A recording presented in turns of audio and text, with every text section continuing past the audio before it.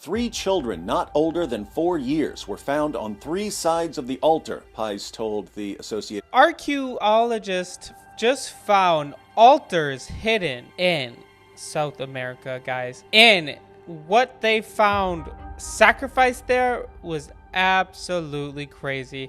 And we're going to be reacting to David Wood's take on this and how it even plays a role to biblical texts and how the Bible is actually different. So let's get right into it. Ancient Guatemala jungles apparently used for sacrifice, especially of children. That's crazy. In the age of multiculturalism, we're assured that every culture should be celebrated, except our own. All religious practices should be honored, except our own. No one's values should be condemned, except our own. For some reason, this self-flagellating nonsense is enjoyable for lots of people who've gone through the Western education system. But it only works if you're completely out of touch with history and reality. Let's see why. CBS News reports, ancient altar found in Guatemala jungle apparently used for sacrifices, especially of children, archaeologists say. An altar from the Teotihuacan culture at the pre-Hispanic heart of what became Mexico was discovered in Tikal National Park in Guatemala, the center of Mayan culture, demonstrating the interaction between the two societies, Guatemala's Culture and Sports Ministry announced this week. The enormous city-state of Tikal, whose towering temples still stand in the jungle, battled for centuries with the Canol dynasty for dominance of the Maya world.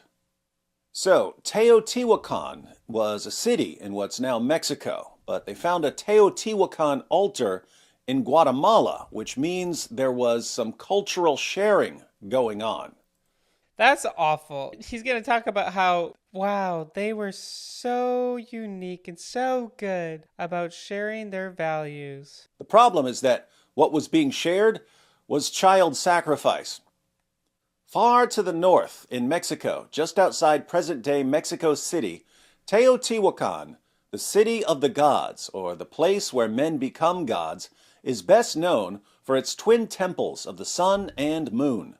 It was actually a large city that housed over 100,000 inhabitants and covered around 8 square miles. The still mysterious city was one of the largest in the world at its peak between 100 BC and AD 750, but it was abandoned before the rise of the Aztecs in the 14th century. Lorena Pais, the archaeologist who led the discovery, said that the Teotihuacan altar was believed to have been used for sacrifices, especially of children. That's sad. Why would they sacrifice their children? And why did this practice spring up in so many different parts of the ancient world? The remains of 3 children not older than 4 years were found on 3 sides of the altar, Pies told the Associated. That's so crazy. I can't imagine anyone thinking in their right mind that they could sacrifice a child. But David was going to get into people do this all the time, still today, sadly. The Teotihuacan were traders who traveled all over the country, Guatemala, Pies said. The Teotihuacan residential complexes were houses with rooms and in the center altars. That's what the residence that was found is like, with an altar with the figure representing the storm goddess. Sounds like they were sacrificing their children to appease the storm goddess.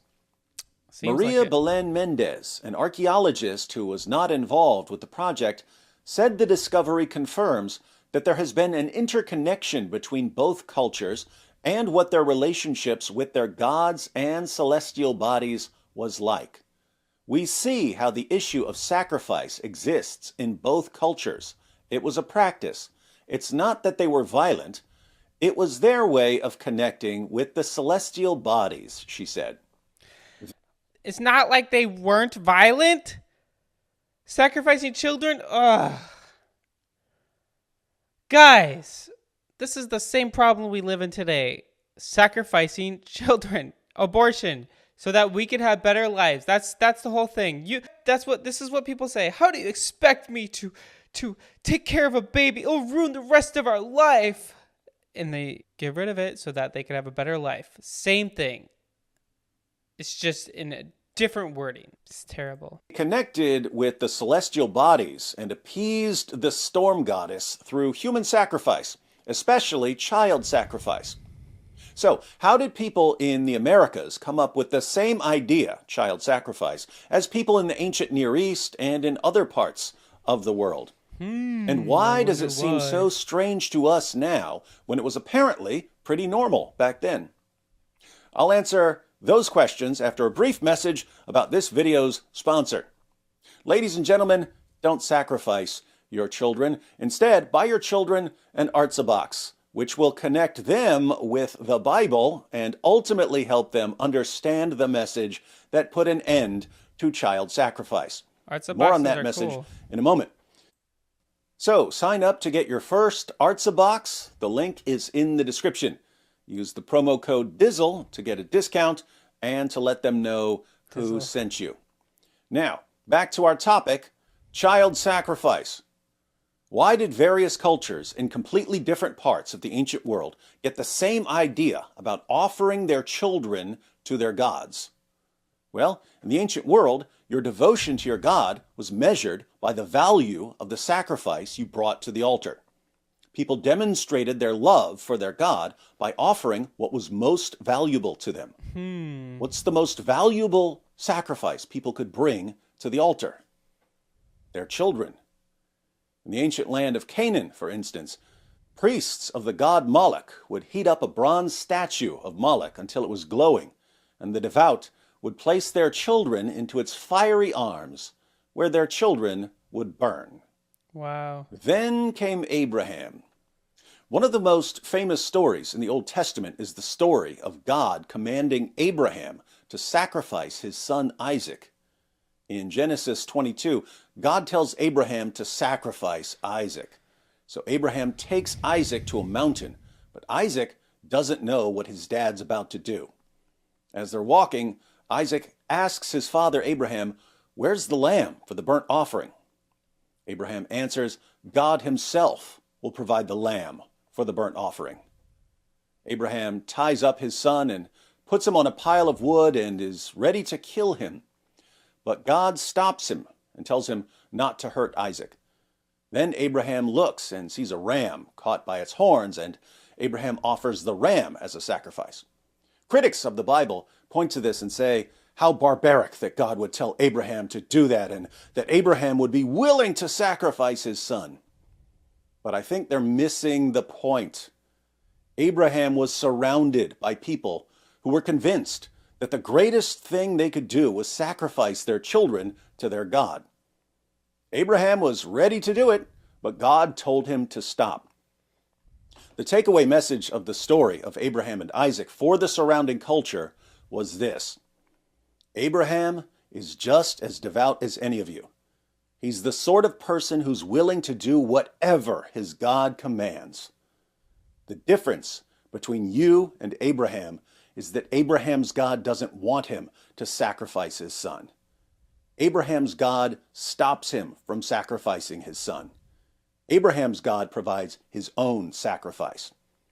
I was just having this conversation with my wife talking about how Abraham and Isaac is symbolic for the coming of Jesus being the ultimate sacrifice. God doesn't need any of us to actually sacrifice real human beings, but instead he sent his only son to sacrifice, to take a place. He sacrificed himself essentially so that we can be saved, so that we can have right relationship with the Father.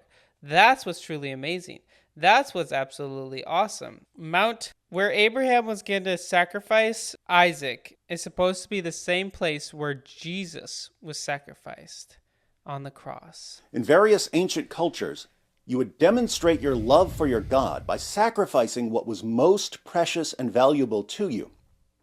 The message of the Bible is that you don't sacrifice your way to God. God provides his own sacrifice and demonstrates his love by sacrificing his way to you. This message changed the world. And as people in the 21st century turn away from the God who provides his own sacrifice, what happens? They return to the paganism of child sacrifice, demonstrating their devotion to their new gods by offering up their children. Think about the grooming gangs in the UK. Tens of thousands of young girls were horribly abused, and police and social workers and prosecutors knew it was happening.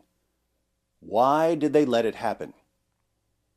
To demonstrate their devotion to tolerance, their new god. Wow. If you're a Hollywood A-lister, you can't show up to the awards show with your son or daughter unless your son... Yeah, guys, that's absolutely wild. So, guys, I encourage you to put Jesus first above all else. And, guys, let me tell you, the whole Christianity religion is something completely different than all of society. It's telling you to, instead of sacrificing things that was going on in this world to appease some God, to appease someone, Jesus sacrificed himself for you so that you could be saved. So I encourage you guys to go to Jesus today. I encourage you guys to put your faith and trust in Jesus and Jesus alone. Anyway, in the description below you will be able to click a link to help you to decide to follow Jesus for the first time. I encourage you to do that today.